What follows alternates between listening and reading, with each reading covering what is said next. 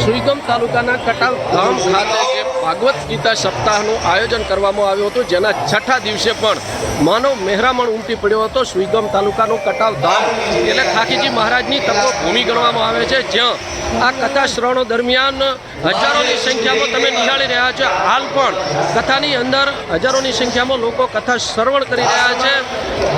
કટાવ ધામ એટલે ખાખીજી મહારાજની તપોભૂમિ કહેવામાં આવે છે.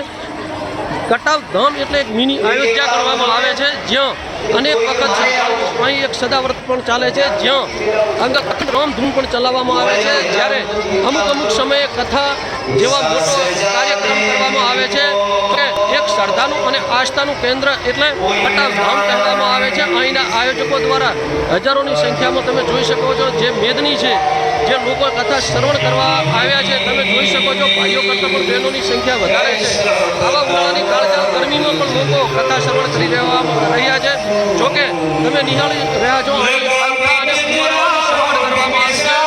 મંડપની અંદર જે વ્યવસ્થા કરવામાં આવી છે, મંડપની અંદર